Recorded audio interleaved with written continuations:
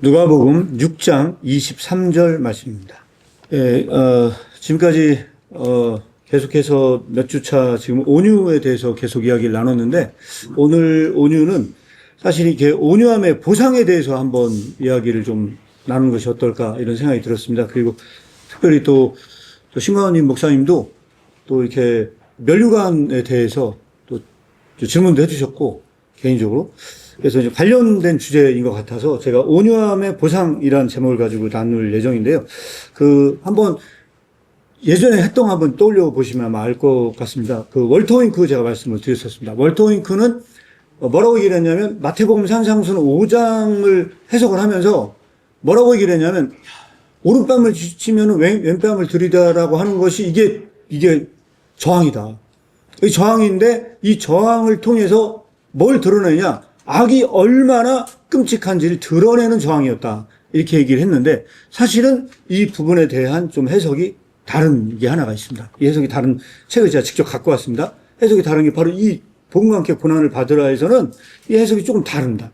이 악에게 저항하는 건 맞긴 맞는데, 그런 저항은 아니라고 이야기를 하는 부분들이 있습니다. 그래서 제가 오늘 이 질문을 나누고 이 보상의 문제를 한번 다루면 어떨까 싶습니다. 그래서 여기에서는 뭐라고 나오냐면, 예수님이 얼마나 온유한 분이셨는가, 예수님에 대한 이야기를 쭉 여기는 기본적으로 하고 있습니다. 나에게 배우라. 나는 마음이 온유하고 겸손하기 때문이다. 그래서 예수님은 그렇게 온유함으로 어떻게 했느냐? 예수님은 온유함으로 이 세상의 모든 죄를 지고 갈 때에, 여기서 중요한 것은 그분의 온유함이 세상의 죄를 숨겼대요.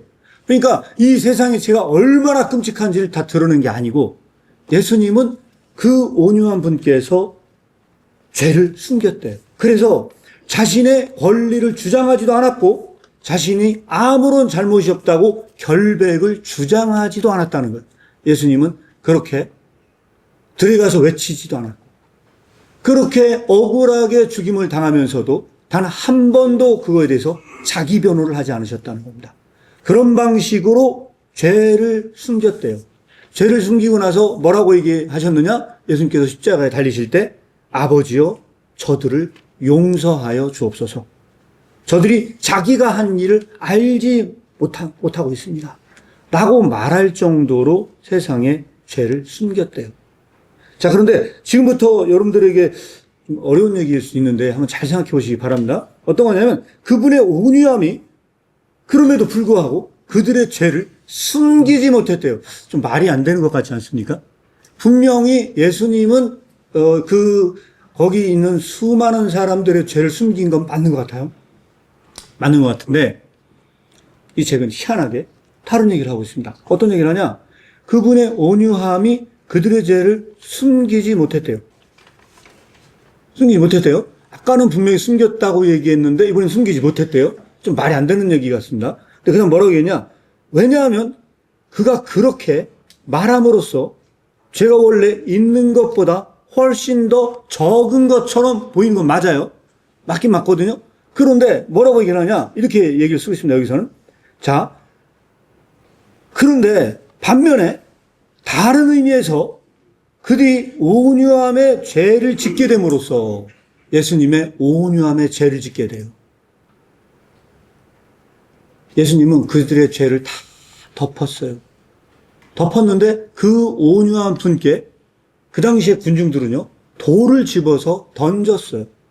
십자가에 못 박으라고 돌을 던졌어요. 그래서 그들의 죄를 숨긴 반면 그 군중들은 그 온유함에 죄를 짓게 된다는 거예요.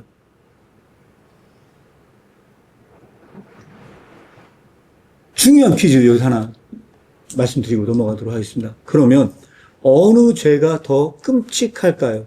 어느 죄가 더 끔찍할 것 같습니까? 아예 월터 윙크처럼 얼마나 그들의 죄가 사악한지 다 드러내는 그게 더 끔찍한 건지, 아니면 허다한 죄를 숨겼어요. 숨겼는데 그럼에도 불구하고 그 온유함에 돌을 던지는 것, 어느 것이 더 끔찍한 거라고 생각하십니까? 우리 나리나 한결이부터 이 질문에 대해서 이야기를 나누고 질문을 보도록 하겠습니다. 가장 막내, 한결이가 제일 막내인데 황현이 어느 게 더 끔찍하다고 생각하세요? 죄를 폭로하는 것이 더 끔찍합니까? 온유함에 죄를 짓는 게 더 끔찍하다고 생각하세요? 모르겠는데. 나라는 어느 게 더 끔찍한 것 같습니까? 죄를 폭로하는 게, 죄를 폭로하는 게 끔찍한 것 같아요? 딸이 죄를 폭로하는 거야. 죄를 폭로하는 게 더 끔찍한 것 같아요. 자, 어른들은 그럼 들어보겠습니다. 죄를 폭로하는 게 더 끔찍하냐? 아니면 온유함에 예수님이 온유함으로써 죄를 숨겼는데 그 온유함에 다시 한번 죄를 짓게 만드는 게 더 끔찍한 거냐? 자, 한번 것으로 결정하도록 하겠습니다. 자, 죄를 폭로하는 게 더 끔찍하다 손 들어보세요. 온유함에 죄를 짓는 게 더 끔찍하다 손 들어보세요. 네, 손 내주시기 바랍니다. 어른들과 아이들의 생각이 많이 달랐던 것 같아요. 달라요? 지금 보니까 생각이 다른 것 같아요.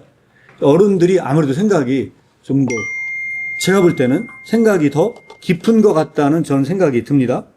저도 그렇게 생각이 들어요. 뭐냐면, 죄를 폭로하는 것보다 온유함에 다시 한번 죄를 짓게 만드는 게 더 끔찍한 것 같습니다. 제가 볼 때도. 왜 그렇죠? 이유가 뭐죠?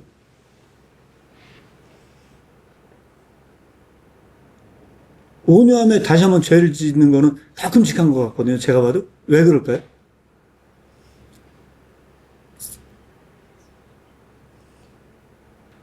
아마 이유에 대답하기 쉽지는 않을 것 같습니다. 제가 볼 때. 근데 제 개인적인 생각은 그렇습니다.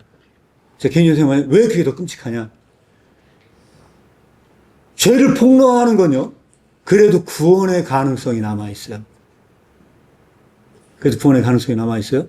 그런데 그 온유한 예수님의 그 온유에 다시 한번 돌을 던지는 것.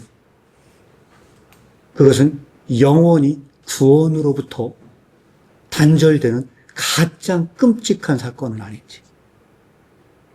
그나마 폭로된 죄는 다 구원을 받을 수 있어. 나중에 그래도 기다리고 참을 수는 있어. 저는 그거를 가장 단적으로 이 끔찍함을 드러낸 사건이 누구냐? 저는 베드로라고 생각합니다. 베드로는 예수님의 수제자라고 생각을 했어요, 본인이. 자기는 먼저 됐다고 생각을 했습니다. 먼저 됐다. 나는 먼저 됐어. 라고 하면서 예수님의 제자가 됐을 때 거의 싸움의 주동자는 베드로였습니다. 그런데 그 베드로가 주동자였는데 누가복음은 이 기사가 좀 약간 다릅니다. 제자들이 나중에 싸우거든요. 누가 먼저 되고 누가 예수님이 왕이 되면 그 자리를 차지할지 제자들이 싸울 때 다른 복음서는 예루살렘에 들어가기 전에 싸움이 시작됐다고 얘기를 해요. 그런데 누가복음만 이 싸움이 예수님의 만찬 때 싸움이 벌어졌다고 이야기를 합니다. 만찬 때 벌어졌다고 이야기를 해요. 그때 성경은 분명하진 않거든요. 그런데 저는 확신하다고 생각을 하거든요. 베드로가 이 싸움의 주동자였어요. 왜? 나는 예수님의 수제자였어. 라고 하는 생각이 가득 차 있었고. 그리고 베드로는 그때까지도 내가 세상에서 성공하겠다는 생각이 가득 차 있었던 베드로였어요. 자, 근데 그 베드로가 그렇게 차 있었을 때 누가복음은 뭐라고 얘기를 하고 있느냐? 제가 찾아질지는 모르겠는데 한번 읽어드리도록 하겠습니다. 그래서 그 예수님이 그 베드로를 향해 하신 말씀이 있습니다. 뭐라고 얘기를 하냐? 22장에 나오는데요. 22장 제가 31절을 읽어드리도록 하겠습니다. 시몬아 보라, 사단이 밀가불 르듯 하려고 너를 청구하였으나 그러나 내가 너를 위하여 내 믿음이 떨어지지 않기를 기도했다. 자, 여기서 그 베드로가 그런 마음으로 싸우고 있을 때, 그래서 27절에도 보면 그런 얘기가 나오거든요. 앉아서 먹는 자가 크냐, 섬기는 자가 크냐, 누가 큰 자냐, 누가 예수님이 성공하면 앞자리에 가야 되냐, 이렇게 크냐 싸우고 있을 때, 이거 얼마나 비극적인 얘기입니까? 저는 사실 이게 굉장히 비극적이라고 생각하거든요. 예수님은 내가 곧 죽으러 간다고 생각을 하고 있었고, 이거는 마지막이라는 걸 본인이 알고 계셨어요. 이미. 이거는 제자들과 내 마지막 만찬이야. 라고 하는 것을 알고 있었는데, 멍청한 제자들만 그를 몰라. 무지해. 이게 마지막이라는 걸 아무리 얘기해줘도 깨닫지 못해. 근데 그 제자들을 책망하고 있는 것이 아니고, 그 싸움의 주동자인 그 베드로에게 누가복음만 이런 얘기를 하고 있습니다. 시몬아, 내가 사탄이 밀가불 들이지 너를 청구하시나 내가 절대로 믿음에서 떨어지지 않도록 너를 위해 기도했다. 라고 베드로에게 이야기를 하고 있습니다. 그런데 그 베드로는 그때까지도 이것이 무엇인지 몰랐어요. 그런데 예수님의 첫 번째 제자가 되었다고 생각했던 이 베드로는 마지막 배신자가 됩니다. 배신자. 예수님의 제자들이 예수님에게 그렇게 군중들이 돌을 던지고 떠났을 때 그들은 다 도망을 갔어요. 그런데 저주까지 하면서 맨 마지막까지 함께 하겠다고 하면서 끝까지 따라가다가 결국은 저주까지 하고 그분을 배신한 것은 베드로였어요. 그때 베드로는요, 엉엉 웁니다. 온유함에 죄를 짓는 게 무엇인지를 제가 봤을 때 인류 역사상 성경에 기록된 인물 중에서 가장 잘 아는 인물을 한 명 뽑아라. 그러면 제가 볼 땐 베드로 같아요. 베드로는 그 온유함에 죄를 짓는 게 무엇인지를 인식했던 인물이었습니다. 이게 베드로의 절망적 사건입니다. 그때 이 베드로의 이 절망적 사건인데 문제는 뭐냐면 예수님을 닮아 이렇게 온유한 사람들은 어떤 결과를 맞이하게 되느냐. 그래서 우리는 이런 상상을 해볼 수가 있다는 겁니다. 어떤 상상을 해보느냐. 자, 이런 겁니다. 어떤 사람이 뺨을 한 대 때려요. 자, 뺨을 한 대 때립니다. 그런데 온유한 사람이 조용하게 왼뺨을 돌려댈 때 그가 얼마나 괴로운지를 다른 사람들은 눈치채지 못한다는 겁니다. 월터 윙크 해석과 좀 약간 다른 거예요. 월터 윙크는 그 죄악을 폭로한다고 얘기를 하는데 이렇게 설명을 하는 겁니다. 그리고 불의를 가볍게 참기 때문에 가해자가 덜 분개하게 됩니다. 당신은 가해자에게 덜 분개하게 돼요. 우리가 가해자에게 덜 분개하게 돼요. 그 다음에 원수를 용서하는 건 온유함이 아니래요. 원수를 용서하는 건 온유함이 아니야. 그럼 뭐가 온유함이냐? 70번씩 7번 용서하는 것. 이게 온유함이다. 한 번 정도 원수를 용서하는 건 온유함이 아니야. 그런데 7번씩 70번을 용서하면 이게 온유함이야. 그래서 온유하는 자는 용서하는 데에 너무 열심을 내다 보니까 마치 자신이 용서가 필요한 자처럼 보여진대요. 용서가 필요한 자처럼 보여진대요. 그래서 하늘에 대한 용서가 어떻게 그의 용서에 달려있는지 겸손하게 알고 있는 이 온유한 자는 실제로 원수를 용서하는 일이 필요하다고 느낀대요. 그런데 여기에서 가장 중요한 게 뭐냐면 이러한 온유를 이교도는 몰라. 기독교의 이 온유를 모든 이방인들은 이게 무엇을 의미하는지를 이해하지 못해. 이 온유를 이해하지 못한다는 거예요. 이교도는 알지 못하는 게 바로 이 온유함이에요. 그때 기독교적인 의미에서 온유함은 하나의 영광스러운 특징이 하나가 있답니다. 어떤 특징이냐? 온유함이 너무 쉽게 이 짐을 가볍게 지다 보니까 이 땅에서의 보상이 존재하지 않는데요. 이 땅이 보상이 없어. 그냥 그는 그렇게 온유하게 살면서 세상에서 살다가 죽을 수밖에 없는 존재가 돼요. 그러나 다른 영광스러운 특징이 있는데 이 책은 뭐라고 요약하고 있냐? 그 보상은 하늘에서 크래요. 그 보상은 하늘에서 크답니다. 그래서 오늘 여러분들과 나누고자 하는 이 주제는요, 오늘 본문 말씀과 관련이 깊습니다. 이 보상이 하늘에서 크다는 이야기는 이 말은 무슨 말씀일까요? 온유한 사람은 이 세상에 보상은 없으나 저 세상에 갔을 때만 보상이 존재한다고 이야기를 해야만 하는 건지. 그래서 오늘 말하는 것이 이게 바로 온유한 자가 받아야 할 면류관인 건지 우리가 이 부분에 대해서 한번 이야기를 집중적으로 나눠보고자 합니다. 자, 여러분들은 어떻게 생각하십니까? 어느 것이 이 온유함이 받는 그런 보상일까요? 하늘의 보상은 무엇일까요? 그래서 오늘 그것을 이야기하기 위해서 오늘 본문 말씀을 보니까요. 누가복음 이야기는 평지설교 이야기입니다. 이 평지설교 이야기인데 이 마태복음에 나와 있는 산상수훈과 일맥상통하는 그런 구절들입니다. 그래서 오늘 본문 말씀 제가 23절만을 읽었는데 사실은 20절부터 이 평지설교가 시작이 됩니다. 근데 이거는 좀 다 역설입니다. 말이 안 되는 이야기를 전제 지금 하고 있어요. 그래서 뭐라고 얘기하냐면 가난한 자가 복이 있다고 얘기를 해요. 또 하나 뭐냐면 줄인 자가 복이 있다고 이야기를 해요. 거꾸로 된 이야기를 하고 있는 거예요, 다 지금.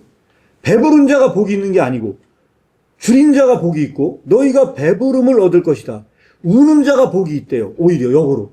여기서는 지금 말이 안 되는데 반대되는 얘기를 해요. 우는 자가 복이 있고, 배고픈 자가 복이 있대요. 그리고 나서 거꾸로 얘기를 해요. 그러나가 화가 있을진저. 누가 화가 있냐? 부유한 자에게 화가 있다는 거예요. 거꾸로 된 이야기를 하고 있어요. 거꾸로 된 복음이에요. 이미 그들은 위로를 받았다. 자, 배부른 자여, 너희가 나중에 줄일 것이다. 하면서 이 배부른 자가 오히려 저주를 받는 거라는 거예요. 약간 이 도치된 이야기를 합니다. 근데 그 얘기 사이에 뭐가 껴있냐? 오늘 본문 구절이 껴 있습니다. 오늘 본문 구절의 중요한 해석은 어떤 해석을 해야 만하냐? 23절을 보니까 그날에 기뻐하고 뛰놀래. 그날에 기뻐하고 뛰놀라. 그러면서 하늘의 보상이 크다는 거예요. 하늘의 보상이 크다. 이게 바로 온유한 자가 받는 보상이에요. 이게 바로 온유한 자가 받는 보상이라는 건데, 자, 그러면 여기서 우리가 해석해야 될 중요한 부분 중에 하나가 뭐냐면, 그날에라는 말입니다. 그날에. 여러분들이 생각할 때 이 그날은 어떤 날인 것 같습니까? 어떤 날인 것 같습니까? 여러분들이 봤을 때 이 그날은 그날에 기뻐하고 뛰놀라고 이야기를 합니다. 그럼 이 그날은 사람이 죽어서 저 천국에 간 날을 이야기하는 것일까요? 여러분들 생각 어떻습니까?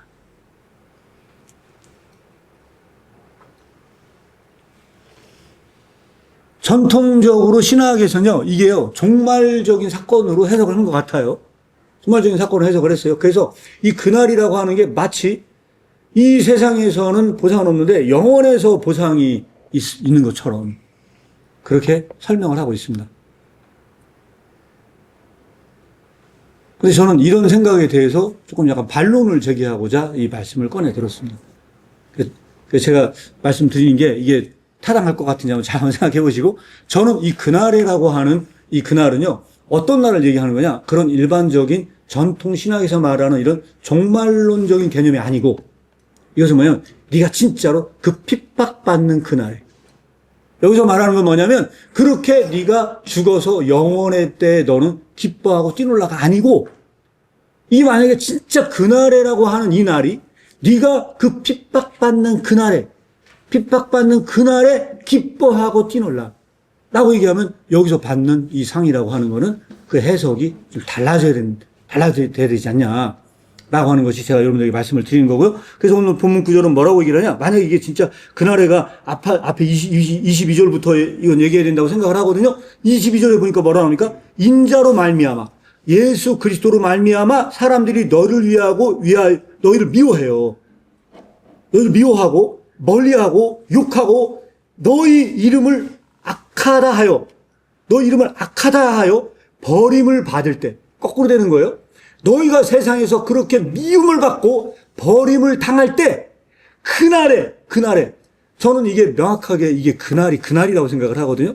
너희가 그렇게 세상에서 핍박받고 너희들이 그렇게 수많은 안 좋은 고난을 당하는 그날에 기뻐해라.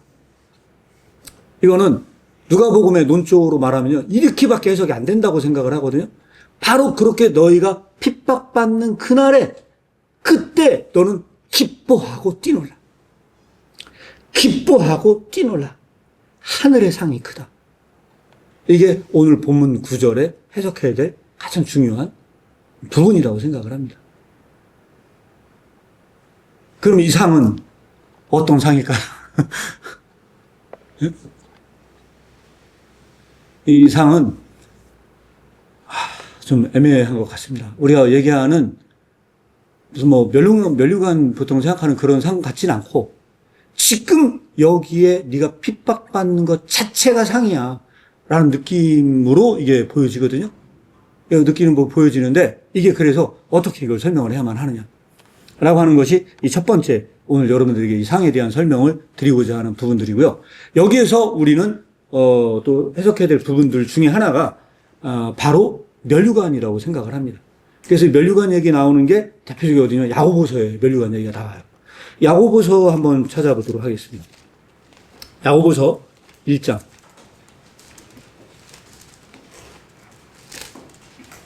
야고보서 1장에 보면요, 1장 12절에 면류관에 관련된 이야기가 등장을 합니다. 멸류관에 대한 이야기가 12절에 등장을 하고 있는데, 2절에 등장을 하고 있는데, 여기에서 뭐라고 되어 있냐면, 제가 한번 읽어드리면 이렇습니다. 1장 12절. 시험을 참는 자가 복이 있도다. 이것에 옳다 인정함을 받은, 이 시험을 받은 자가 옳다고 인정함을 받아요. 인정함을 받으면 주께서 자기를 사랑하는 자에게 약속하신 생명의 면류관을 주겠다는 거예요. 생명의 면류관을 얻겠다는 겁니다. 저는 이게 창세기 1장과 다 연관되어 있다고 생각을 해요. 아까 제가 지난 시간에도 말씀을 드렸잖아요. 지난 시간에 말씀드렸는데 뭐라고 얘기했냐면 이 야고보서에서 말하는 것은 결국은 창세기 1장에 지각적으로 들어가 있다고 말씀을 드렸는데 역시 이 구절도 그럼 창세기 1장과 관련된 내용이 여긴 들어가 있다. 라고 저는 보거든요. 근데 여기서 시험을 참는 자는 복이 있다고 얘기를 했어요. 그런데 이 사실은, 이 야고보서 1장 13절 보면요. 사람이 시험 받을 때 내가 하나님께 시험 받는다 하면 하나님은 사람을 절대로 시험하시는 분이 아니라고 이야기를 합니다. 하나님은 절대로 사람을 시험하시는 분이 아니라고 분명히 야고보서 얘기를 하거든요. 근데 이 말씀이 지금 어폐가 있어요. 어떤 어폐가 있냐? 여러분들 아브라함 이삭을 바칠 때 뭐라고 얘기합니까? 하나님께서 이삭을 시험했다고 이야기를 하거든요. 그런데 70인역을 보잖아요. 그 히브리어 나와 있는 히브리어를 이걸 헬라어로 쓴 게 있단 말이에요. 그럼 여기서 그 시험이라는 단어가 헬라어로 페이라스모스인데 똑같은 페이라스모스가 쓰였습니다. 그러면 어느 게 맞는 걸까요? 아브라함이 이삭을 바칠 때는 하나님이 시험했다고 얘기를 하는데 야고보서에서 나오는 말씀은 하나님은 누구도 시험하지 않는다는 이야기인데 이게 어떻게 이걸 해석해야 될까요? 성경은 한 입으로 두 말을 하는 것일까요? 어떻게 생각하십니까? 좀 이상하지 않나요? 그리고 여기서 우리가 해석상의 어려움이 뭐냐? 창세기 1장이 나옵니다. 창세기 1장이 뭐라고 나오냐? 이렇게 나옵니다. 선악과를 따먹으라고 유혹한 게 누굽니까? 뱀이에요, 뱀. 뱀이 시험을 한 겁니다. 유혹을 한 겁니다. 그런데 우리는 그 단어들을 다 동일한 단어들로 볼 수 있어요. 그래서 전부 다 페이라스 모스라는 단어입니다. 그러면 하나님은 누구도 시험을 하지 않는다고 했거든요. 이걸 어떻게 해석을 해야만 할까요? 그래서 저는 이 부분을 제 나름대로의 해석을 말씀을 드리면 이렇습니다. 하나님은 누구도 시험을 하지 않습니다. 심지어는 아브라함이 이삭을 바친 것도 하나님께서 말은 그렇게 나와 있지만 하나님께서 직접적으로 시험을 한 것은 아니다. 심지어는 뱀이 유혹한 것도 잘못된 거다. 전통적으로 얘기하면 뱀이 아담을 유혹했다고 하잖아요. 그렇게 해석할 수 있는 요소가 아닌 것 같다는 생각이 듭니다. 왜? 우리가 야고보서를 기준으로 봤을 땐 그렇다는 거예요. 그러면 이 페이라스모스라는 단어는 어떤 거냐? 이것은 굉장히 중립적인 단어인 것처럼 보입니다. 이 중립적인 단어라고 하는 건 뭐냐? 바로 이겁니다. 어떤 거냐면 예를 들어서 칼을 예로 들 수 있습니다. 칼은 선한 겁니까? 악한 겁니까? 칼은 선하지도 악하지도 않습니다. 쓰는 자가 그것을 어떻게 쓰는 자에 대해서 그 칼의 선과 악은 결정나게 되어 있는 거예요. 그거는 쓰는 자의 태도의 문제예요. 마치 이것처럼 페이라스모스라는 단어는요, 중립적인 단어입니다. 이 단어는 누구도 시험할 수 있는 요소는 아닌 것 같아요. 그래서 이 야고보서는 뭐라고 하냐? 그거는 이 페이라스모스는 나타날 때 그것은 네가 그 페이라스모스를 어떻게 대처하는지 너가 가지고 있는 네 내면성에 따라서 이 페이라스모스는 유혹이 될 수도 있고 이것은 하나님께서 시험하시는 시험이 될 수도 있고 이것은 그런 시련이 될 수도 있는 거야. 그것은 네가 네 마음속의 내면성 속에서 이 페이라스모스를 대하는 너의 태도 가치의 문제야. 너의 태도의 문제야. 그래서 네 속에 무엇이 들어있는지 너는 이 페이라스모스를 통해서 너 자신의 전 존재가 드러나게 될 거야. 라는 것으로 저는 이게 읽혀집니다. 그래서 오늘 이 본문 말씀은 뭐라고 나오느냐? 이렇게 나옵니다. 그 시험을 참는 자가 복이 있어요. 똑같은 페이라스모스입니다. 참는 자가 복이 있는데 그때 어떤 복이 있느냐? 그 사람이 옳다고 그의 존재가 인정을 받아요. 그의 존재가 인정을 받아요. 그 전 존재가 옳다고 인정을 받는 것. 그래서 그가 생명의 면류관을 얻어요. 이 생명의 면류관은 저는 창세기 1장에 나와 있는 그 생명이라고 생각합니다. 그 창세기 1장이 어떤 생명입니까? 창세기 1장에 아담이 범죄함으로써 이 케루빔인 천사가 와가지고요, 생명나무를 절대로 인간이 범접하지 못하도록 막았습니다. 막았거든요. 그런데 이 시험을 견디고 그의 전 존재가 인정을 받은 자에게 그 생명나무가 함께합니다. 저는 그게 바로 여기서 얘기하는 그 생명의 면류관이 바로 그거지 않냐.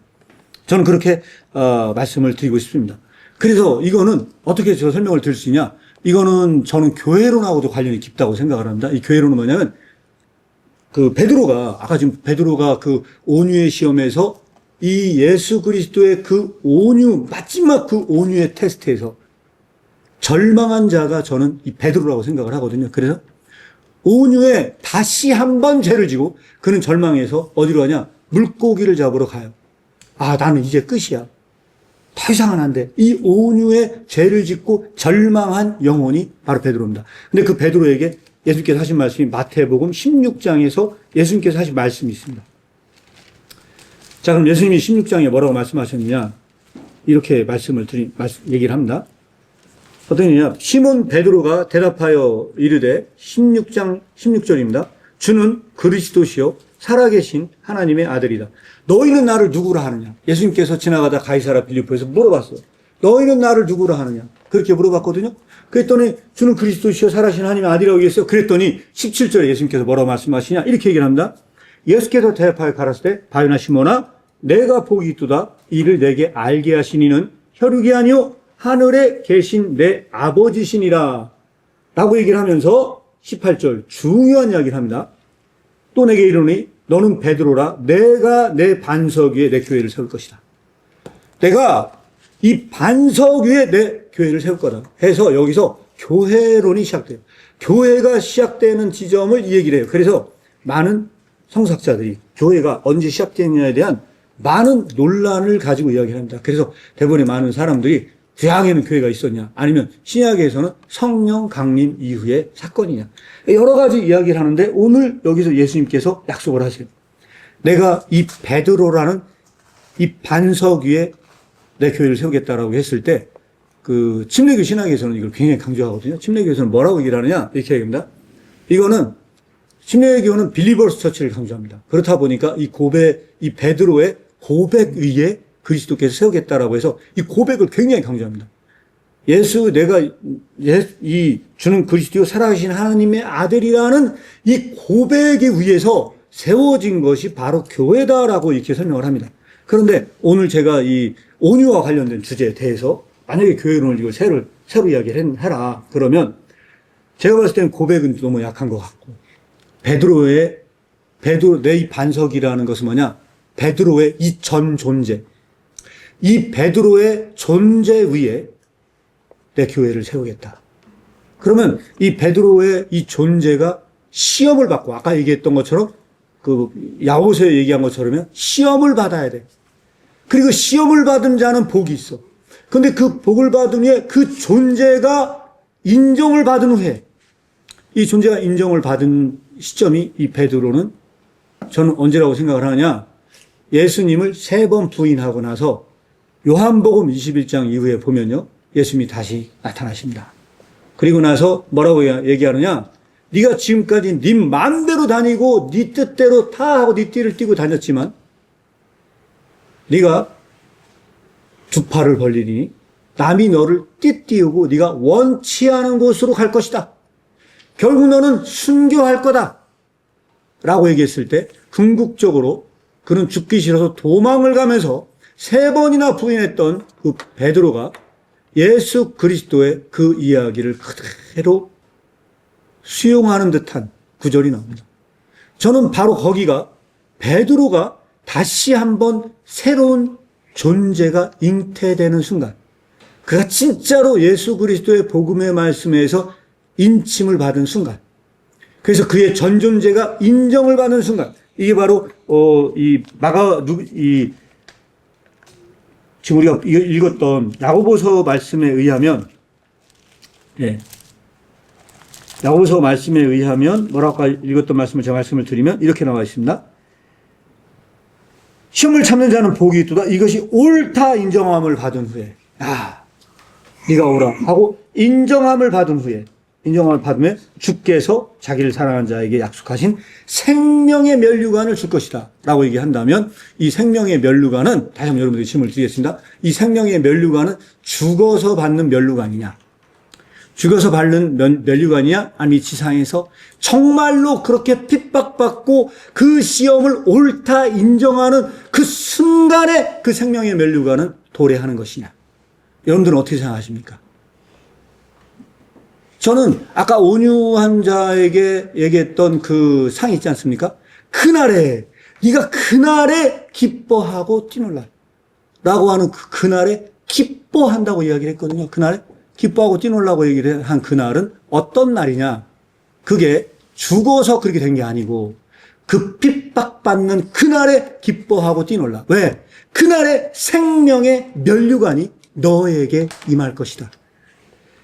1장, 창세기 1장에 너에게 절대로 영원히 금지되었던 그 케루빔, 그 천사에 의해서 그 생명나무가, 절대로 너에게 이루어지지 않았던 그 생명나무가, 네가 그렇게 핍박받고 너의 전 존재가 옳다고 인정받는 그 순간 이 생명나무가 너에게 함께 할 것이다 라고 이거를 해석해야만 하는 것은 아닌지. 자, 여러분들에게 그런 말씀을 드리고 있는 거고요. 그래서 이거는 계시록 2장 10절에도 똑같은 이 구절이 존재하고 있습니다. 그래서 다시 한번 우리가 계시록 2장 10절을 한번 찾아보시면, 계시록 2장 10절에 보니까 서머나 교회에 대해서 한 이야기가 나옵니다. 이 서머나 교회에서 처음이요 나중이요 죽었다가 살아나신 이가 말씀하십니다. 뭐라고 얘기하냐? 9절에 내가 내 환난과 궁핍을 한다. 야, 내가 내 환난과 궁핍을 한다. 실상은 내가 부유한 자다. 야, 너 지금 이 세상에서 그렇게 환난과 궁핍을 당하잖아.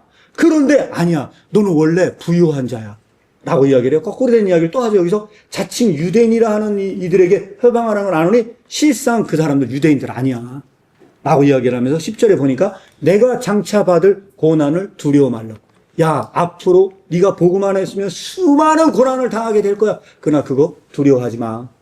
볼지어다 마귀가 장차 너희 가운데 몇 사람은 옥에 던져 시험을 받게 할 것이다. 너희가 10일 동안 환난을 받을 거야. 이 10일도 어떤 10일인지 명확하진 않아요. 근데 학자들은 이 10일은 어떤 의미를 갖느냐, 여러 가지 논의가 있습니다. 어쨌든 너희가 그때 죽도록 충성하라. 이 죽도록 충성하라는 이야기는 베드로의 명령과 비슷해요. 왜? 순교하라는 이야기예요. 순교하라는 이야기. 베드로가 네가 말씀으로 너는 결국은 남이 너를 띠띠우고 네가 원치 않은 곳으로 가서 너는 결국 순교하게 될 거야 라고 하는 걸 베드로가 그걸 그대로 받았던 것처럼 그렇게 될 거야. 근데 그때 뭐라 하냐? 내가 그때 그리하면 생명의 면류관을 내게 주리라. 아니, 생명의 면류관은 여러분들이 생각할 때 죽어서 가는 것 같습니까? 그 환난의 순간에 그 완전한 존재가 인침을 받고, 야, 네 존재가 오라. 네가 지금 가는 길이 맞아! 하고 그때 하나님께서 그 생명의 면류관을 주는 것은 아닌지. 그리고 11절에 보니까 뭐라고 합니까? 귀 있는 자는 성령이 교회에게 하시는 말씀을 들을지어다. 이기는 자는 둘째 사망에 들어가지 않을 것이다. 그럼 여기서 얘기하는 이기는 사망은 둘째 사망에 들어가지 않는다는 이 사망은 어떤 겁니까? 정말로 다시 한번 죽음을 맞이하는 마지막 궁극적 종말의 상태 아니에요? 근데 그 전에 생명의 면류관을 받는 것은 아닌지. 이게 바로 믿는 자의 궁극적 상태가 돼야만 하는 것은 아니지. 성경은 그것을 오히려 말하고 있지 않냐. 그리고 2장 7절도 역시 비슷한 이야기를 하고 있습니다. 계시록 2장 7절입니다. 귀 있는 자여, 성령이 교회에게 행하시는 말씀을 들을지어다. 이기는 자는 그에게 내가 하나님의 낙원에 있는 생명나무의 과실을 주어 먹게 할 것이다. 자, 여기서 뭐라고 얘기합니까? 생명나무의 과실을 먹는데요. 근데 이 생명나무는 어떻게 됐습니까? 원래는 창세기 1장에 믿는 자에게, 사람들에게 영원히 금기되었던 나무였던 거예요. 그런데 이 생명나무의 과실이 허락되고 거기에다가 이 생명의 면류관이 허용된 사람들은 누구냐? 이 누구냐? 도대체 이 길을 가는 사람들이 누구냐? 라고 봤을 때 저는 한마디로 콕 찍어서 말씀을 드린다고 한다면 온유한 자가 아니냐. 예수 그리스도를 닮아 그 온유한 길을 가는 자가 그가 보상을 받아요. 보상을 받는데 외제적으로는 그는 핍박을 받고 있고 아무런 보상이 없는 자처럼 보여. 그런데 믿음의 눈으로 보면 그 순간에 보상이 온다는 거예요. 그 순간에 보상이 있다는 거예요. 일종의. 하늘의 상은 존재하고 있다는 거예요. 기뻐하고 뛰놀라는 거예요. 이게 바로 오늘 성서에서 말하고자 하는 것이 아니냐. 저는 이렇게 이 면류관도 이런 관점에서 이해해야 된다. 이게 마치 어떤 차등적인 어떤 그 계급사회를 만드는 것처럼 보이는 게 아니고 믿는 자는 누구에게나 그런 상이 부여가 되고 그것은 죽어서 하나님 나라에 가는 상이라기보다는 이 지상에서 우리가 이루어져 나가는 하나님의 그런 상이 아니에요. 이게 그러면 보일까요? 안 보일까요? 저는 맨정신으로 이거는 절대 보이지 않는다고 생각을 합니다. 맨정신으로는 이게 보이지 않는 상이다. 그래서 성서는 뭐라고 얘기를 하느냐. 마태복음 5장에 굉장히 중요한 얘기를 하나 한다고 생각을 합니다. 이 상은 보이지 않는 상입니다. 어느 정도로 보이지 않는 상이냐. 마태복음 5장에 보면요. 마태복음 5장이 아니고 6장입니다. 6장. 마태복음 6장 21절 보물에 대한 이야기가 나옵니다. 19절부터 보물에 대한 이야기가 나오거든요. 그런데 이 보물이 뭐냐면 썩어질 보물을 위해 일하지 말고 썩지 않은 보물을 위해 일을 하라는 얘기예요. 자, 이거 뭐냐? 제가 볼 때 이거는 일종의 가치의 문제. 어느 것이 진짜 가치 있는 거냐? 영원한 것이 가치 있는 거냐? 유한한 것이 더 가치 있는 거냐? 이런 가치 문제라고 생각을 하거든요. 근데 내 보물이 있는 곳에 내 마음도 있어요. 내 보물이 있는 곳에 마음도 있거든요. 그런데 여기 22절에 눈에 대한 이야기를 합니다. 눈은 몸의 등불이다. 눈은 몸의 등불인데 그러므로 내 눈이 성하면 온몸이 밝을 것인데 눈이 나쁘면 온몸이 어두워져요. 그러므로 내게 있는 빛이 어두우면 그 어두움이 얼마나 더하겠느냐. 좀 이상한 얘기를 하고 있거든요. 그래서 여기에서 나오는 이 눈은요. 제가 봐서 이 눈은 절대로 육신의 눈이 아닙니다. 이거는 마음의 눈이에요. 네가 영적인 것을 볼 수 있는 그 마음의 눈이 어두워지면 그 몸이 얼마나 더 어둡겠냐. 그래서 이 눈은 마음의 눈인데 그 마음의 눈은요. 진짜 가치 있는 것을 볼 수 있게 해요. 육신의 것이 가치가 있는 것이 아니면 영혼의 것이 가치가 있는지 그것을 어떤 방향 전환을 할 수 있는 눈인 것 같아요. 그래서 육신의 눈으로 보잖아요. 온유한 자는요. 핍박만 받고 있고 온유한 자는 이 세상에서 아무런 보상이 없는 자처럼 보여져요. 그러나 영혼의 관점, 영혼의 눈의 사유로 보잖아요. 그때 갑자기 영안이 열려요. 그때 이 말씀이 들어옵니다. 그날에 네가 핍박받는 그날에 하고 기뻐하며 뛰놀라. 그래서 이 사람은 놀라게 됩니다. 어떻게 놀라게 되느냐? 그 핍박 중에도 놀라움을 금치 못하는 사건이 벌어집니다. 왜? 그때 하나님께서 그 존재를 인정해 주세요. 네가 가는 길이 맞아. 이게 예수 그리스도께서 가신 길이야. 라고 그 시험의 날에 인침을 받아요. 네가 가는 길이 오라. 내 전 존재는 네가 그것을 입증했어. 너는 이 길을 가야 해. 이게 바로 생명의 면류관을 받는 그날. 바로 그날은 그날이다. 이게 저 먼 미래의 종말적 사건으로 나오는 게 아니고 지금 이 순간에 너는 그 영원한 생명이 너에게 있는 거야. 네가 죽어서 영원한 생명에 이르는 게 아니고 네가 지금 그 영원한 생명의 존재를 획득한 거야. 지금 그 순간에. 핍박받는 그 순간에 넌 존재가 달라진 거야. 이게 이 복음서의 말씀은 아닌지. 그래서 이런 그 해석은 우리가 얘기하고 있는 그 멜류관이가 또 나온 데가 있어요. 베드로전서 5장입니다. 5장. 베드로전서 5장도 사실은 제가 볼 때는 이 관점에서 다 해석될 수 있다고 저는 생각을 합니다. 그래서 이 베드로전서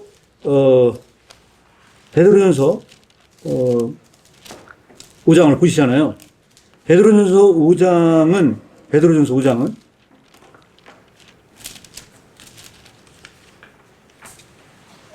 자, 베드로전서 5장은 사실은 이게 그 사장과 연관이 있긴 한데, 일단 5장 4절부터 한번 읽어보겠습니다. 베드로전서 5장 4절을 보면, 그리하여 목자장이 나타나실 때 시들지 아니하는 영광의 면류관을 얻을 것이다. 자, 여기서도 목자장이 나타나지, 언제? 이 면류관을 언제 얻느냐라고 얘기했을 때, 목자장이 나타나실 때 그런 일이 벌어진대요. 목자장이 나타나실 때는 언제냐? 이런 부분에 대한 더 구체적인 논의가 필요해요. 근데 이것만 갖고는 해석하기가 좀 애매한 부분이 있거든요. 근데 베드로전서는 전체가 다 고난에 대한 이야기입니다. 대부분 다 고난에 대한 이야기거든요. 그래서 이거를 다 말씀을 드릴 수는 없지만 베드로전서 4장을 보시잖아요. 4장 12절에 보니까 사랑하는 자들아 너희가 실현하려고 오는 불시험을 이상한 일을 당하는 것 같이 이상히 여기지 말라. 그리고 베드로전서 4장 7절도 보잖아요. 만물이 마지막 때가 가까웠다. 이거 무슨 얘기인가? 종말의 때가 왔다는 거예요. 그럼 이 종말이 우주가 종말하는 그런 우주적 종말의 때를 얘기하는 걸까요? 우주적 종말의 때로는요, 베드로전서 4장 전체가 다 이해가 안 됩니다. 그래서 여기서 만물의 마지막 때가 가까웠다라는 이야기는 그런 우주적 종말의 때는 아니고 한 개인의 내적인 그런 종말적 상태, 실존적 종말적 상태로만 해석했을 때 이 구절이 사실 이해가 됩니다.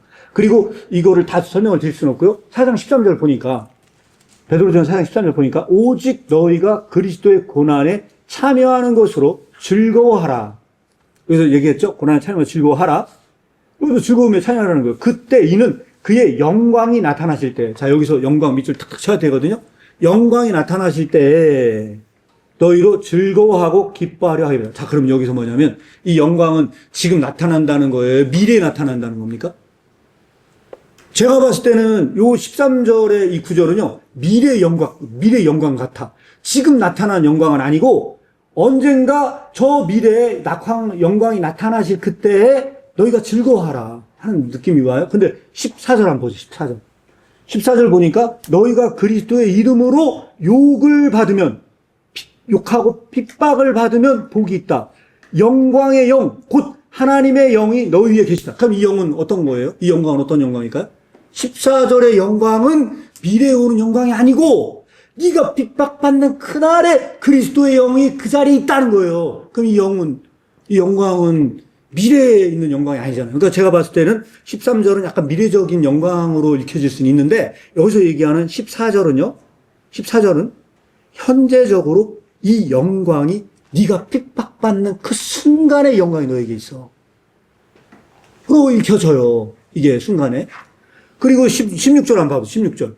만일 그리스도로 고난을 받은 즉 부끄러워하지 말고, 고난받을 때 네가 부끄러워하지 말고 도리어 그 이름으로 하나님께 영광을 돌리라. 이거는 어떤 걸로 느껴지느냐? 의지적 영광 같아. 내가 힘들고 어렵지만 그 모든 영광을 그 가운데서 하나님께 그 고난 가운데 영광을 돌리라는 말 같아. 의지적 영광 같아요. 그래서 여기서 중요한 건 뭐냐면 베드로전서에 나와 있는 4절과 5절 쭉 연관시켜 봤을 때 5장 1절 보잖아요. 너희 중에 장로들에게 권하노니 나는 함께 장로된 자요 그리스도의 고난의 증인이요 나타날 영광에 참여할 자로다. 해서 여기서 계속 지속적으로 영광에 대한 이야기를 하면서 목자장이 나타나실 때 영광의 멸류관을 너희가 받을 거다 라고 하는 건요, 이 얘기는요, 제가 봤을 때는 종말에 그 죽어서 받을 영광 같지 않다는 생각이 좀 판단이 들어요. 이 영광은 어느 정도 대단한 영광이냐? 이 영광은 이런 영광 같습니다. 스데반이 핍박받고 돌 맞아 죽을 때가 있었어요. 사도행전에 스데반이요, 더 핍박을 받고 돌에 맞아 죽어요. 근데 그때 얼굴이 환해져가 웃어요. 그 죽을 때 그 웃으면서 죽음을 맞이하는 것만큼 가장 행복한 죽음이 세상에 어디 있겠어요? 비극적인 죽음이 아니잖아요. 스데반이 얼굴이 환하게 웃으면서 돌 던진 자들에게 저들을 용서해달라고 하면서 죽음을 맞이해요. 그러면은 여러분들이 생각할 때 그 스데반은 죽어서 영광의 멸류관을 얻은 것 같아요? 아니면 그 순간에 영광의 멸류관을 본 것 같습니까? 그 영안이 열려가지고 그 핍박받는 그 순간에 그는 그 영광을 본 것 같지 않습니까? 그래서 그 영안이 열린 것 같지 않아요? 그러면 우리가 이게 말이 맞다고 하면 우리가 얘기하는 우리 마태복음에 나와 있는 눈은 몸의 등불이다. 너의 이 등불이 어떤 정도의 등불이냐. 그래서 저는 이 마태복음에 너의 가치를 볼 수 있는 진짜 가치. 이 세상에서 어떤 것이 진짜 가치 있는 것이냐. 라는 6장에 나와 있는 이 눈은 몸의 등불이다. 등불이다. 눈이 나쁘면 온몸이 어두워진다. 그러므로 너에게 있는 이 빛이 어두우면 그 어둠이 얼마나 더하겠느냐. 결국 이 마음의 눈을 말하고 있다. 이 마음의 눈이 점점 더 어두워지게 되면 그는 세속적인 길로 가게 될 거예요. 그래서 점점 더 세속적인 가치를 추구하게 될 거예요. 그래서 이 땅에 보물을 쌓아두기 위해서 많은 노력을 다할 거예요. 그러나 그 마음의 눈이 점점 더 밝아지면 밝아질수록 그는 하늘의 영광을 보게 돼요. 하늘의 영광을 보게 됩니다. 마지막으로 누가복음 1장 보고 말씀 마무리하도록 하겠습니다. 누가복음 1장은 이러한 영광에 대한 변증법이 들어있습니다. 누가복음을 보게 되잖아요. 누가복음은 굉장히 재미난 부분들이 1장부터 나오게 되어 있습니다. 왜 그러냐? 이 누가복음은요, 누가복음만 이렇게 얘기를 합니다. 예수 그리스도의 그 말구유가요, 어떻게 얘기를 하고 있느냐? 이 말구유 사건에 대해서 이야기를 하고 있는데, 2장 14절에 나옵니다. 2장 14절. 2장 14절에 보니까 이렇게 나와 있습니다. 예수 그리스도가 말구유에 태어났을 때 뭐라고 이랬냐? 지극히 높은 곳에서는 하나님께 영광이요, 땅에서 기뻐하심을 입은 사람 중에는 평화다. 자, 여기서 뭐냐면 영광이요. 어디에 영광이 됐습니까? 하늘에, 밑줄 쳐야 될 게 하나가 있어요. 별표 쳐야 될 게 하늘의 영광이라는 거예요. 예수 그리스도께서 말구유에 나신 것은 하늘의 영광이라는 거예요. 자, 여기서 왜 이걸 굉장히 중요하냐. 예수님은 이 지상에 태어날 곳이 없어서 전전긍긍하다가 그가 태어날 곳이 없어서 어디로 갔느냐? 말구유에서 태어났어요. 자, 여러분, 얼마 전에 뉴스에 봤어요. 얼마 전에 뉴스에 뭘 봤느냐? 어떤 산모가 갑자기 애가 날 것 같은 통증이 와가지고 응급실을 찾았대요. 별별 군데를 다 돌아다녔는데 요즘에 의료 대란이 와가지고 결국은 애 낳을 곳을 찾지 못해서 애 낳을 곳을 찾으면서 119 구급대 그 차에서 애를 낳대. 그러면서 그 뉴스가 왜 났느냐? 이게 지금 대한민국의 비극이라는 거예요. 의료 대란이 대한민국의 비극이라는 거예요. 애 낳을 곳을 찾지 못해. 그 응급실에 갈 곳이 없어서 결국은 구급차에서 애를 낳은 게 대한민국의 비극이라는 거예요. 그러면 그리스도께서 세상의 주인이 이 땅에 왔는데 태어날 곳이 없어서 전전긍긍하다가 여관을 찾지 못해 그 한 겨울에 진짜 말구유에서 태어났다는 건 이 영광입니까? 비극입니까? 비극이잖아요. 영광이 아니잖아요. 이건 비극이잖아요. 그런데 누가복음만 뭐라고 얘기하냐? 영광이래요. 이게 영광이래요. 근데 영광인데 중요한 키워드 말씀드렸죠? 땅의 영광이 아니고 땅의 영광이 아니고 하늘의 영광이라는 거예요. 그런데 아까 우리가 6장 23절에도 뭐라고 얘기를 하느냐? 이렇게 얘기를 해요. 그날에 하늘의 상이 크다고 얘기를 해요. 이 땅의 상이 큰 게 아니고 그렇게 온유한 자는 보상이 없어. 이 땅에 보상이 없는데 그는 하늘의 상이 크다고 얘기를 해요. 근데 그게 죽어서 큰 게 아니고 그날에, 그 순간에 예수님께서 말구유에 태어난 그 순간에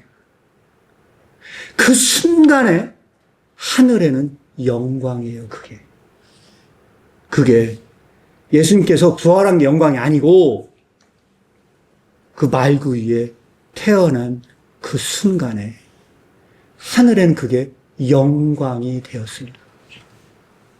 이게 오늘 복음서가 말하고 있는 영광의 면류관은 아닌지.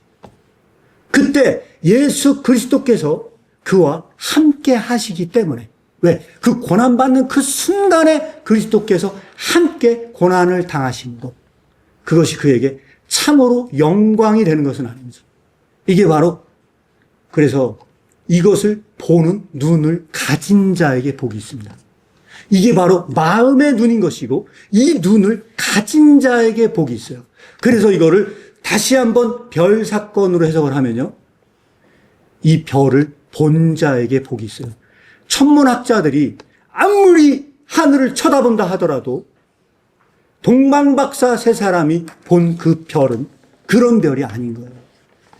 육신의 눈으로 관찰할 수 있는 별이라기보다는 이게 영적인 눈으로만 관찰해야 볼 수 있는 별은 아닌지. 그리고 이 별을 본 자에게 복이 있는 것처럼 오늘 이 동시대의 이 핍박의 순간에 영광의 면류관과 생명의 면류관을 볼 수 있는 눈을 가진 자에게 복이 있다. 이것이 바로 진짜 복음이 말하려고 하는 것은 아닌지. 그리고 여기 앉아 계신 이 말씀을 듣는 성도님들 어떻습니까? 세상에서 말씀으로 살아간다는 것이 그렇게 쉽습니까? 저는 어렵다고 생각을 합니다. 세상에 진리를 살아내는 것이 어렵지 거짓으로 살아내는 건 아주 쉽습니다. 뭐가 똑같냐? 보험 사기단하고 똑같습니다. 보험 사기단은요, 인생을 쉽게 살려고 사기치는 거예요. 그러나 그가 진짜 정도로 가려고 하잖아요. 누구나 다 고난을 당해. 세상에서 정도로 가려고 하는 사람은 다 어렵습니다. 그런데 오직 그때만 하나님께서 그 시험을 견딘 자에게만 옳다고 인정을 받은 후에 생명의 면류관이 그에게 임할 겁니다. 이게 복음서가 정말로 강조하는 것이고요. 그때 그의 마음속에 하나님의 성전이 들어옵니다. 그게 교회입니다. 존재론적인 교회. 베드로의 그 전존재에 이 반석 위에 내 교회를 세우겠다고 말씀하셨던 그 주님께서 그의 존재 위에 그리스도께서 함께 하시고 머리가 되셔서 그 교회를 이끌고 가실 겁니다. 그런 교회됨의 축복을 누리는 갈수교회 성도님들 되기를 축복합니다. 말씀을 마무리하도록 하겠습니다.